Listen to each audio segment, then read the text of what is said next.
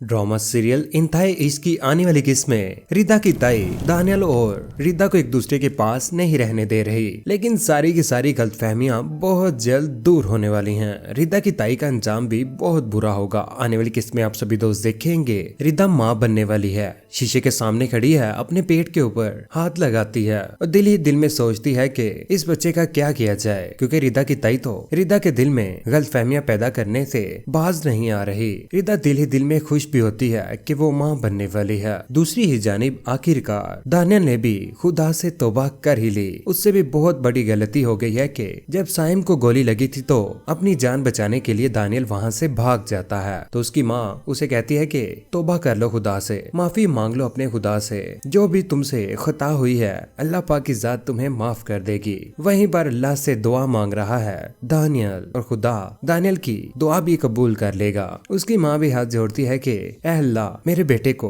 माफ कर दे। दूसरी जानिब साइम के अब्बू भी बहुत ज्यादा परेशान खड़े हैं और दूसरी जानिब रिदा भी अपने कमरे में है, क्योंकि उधर आई हुई है दानियल की माँ, जिसके पास बैठी है रिदा की ताई और ज़ैनब आंटी। दानियल की माँ ज़ैनब आंटी को समझाने की कोशिश करती है कि अपनी बेटी को समझाएं कि उसे गलती हुई है, शादीशुदा जिंदगी में ये ऊंच नीच तो होती रहती है। उधर रिदा की ताई दानियल की माँ की कोई भी बात नहीं सुनती और उसे कहती है कि देखें मेरी बात सुने और मैं आपको साफ साफ बात बताती हूँ, वो आपके बेटे के साथ नहीं रहना चाहती, वो तलाक चाहती है। ये बात सुनकर दानियल की माँ बहुत ज्यादा हैरान होती है। उसे भी पता चल जाता है कि रिदा की ताई नहीं चाहती कि दानियल और रिदा का घर बसे। दूसरी जानिब रिदा की ताई रिदा को भरपूर समझाती है कि तुम कभी भी दानियल के पास नहीं जाओगी, जो कुछ मर्जी हो जाए, क्योंकि वो साइम का कातिल है। रिदा की ताई ये बात जब उसे सुनाती है तो दानियल की माँ भी उठकर वापस जाने लगती है। तो यहीं पर ज़ैनब आंटी भी बहुत ज्यादा हैरान रह जाती है,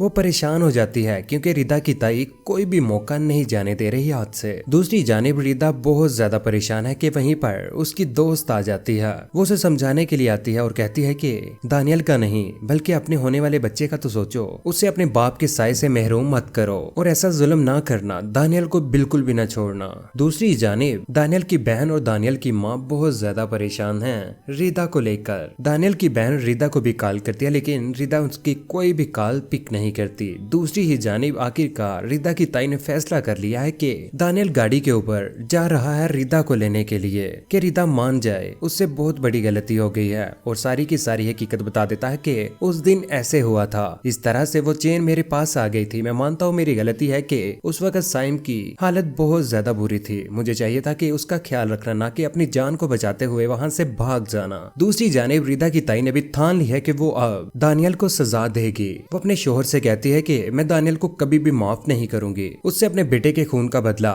लेकर रहूंगी। लेकिन कहते हैं ना, जो दूसरों के साथ बुरा करता है उसका तो बहुत ज्यादा बुरा होता है। इस तरह से रिदा की ताई के साथ होगा, जो बुरा सोच रही है दानियल और रिदा का खुद ही उसके साथ बुरा हो जाएगा। आप सभी दोस्त क्या चाहते हैं, दानियल और रिदा को एक दूसरे के पास होना चाहिए और रिदा की ताई का क्या अंजाम होना चाहिए? नीचे कमेंट सेक्शन में कीमती राय का इज़हार जरूर कीजिएगा। चैनल को सब्सक्राइब करने के बाद बेल का बटन जरूर दबाइएगा। अपना ख्याल रखिएगा, दुआ में याद रखिएगा। अल्लाह हाफिज।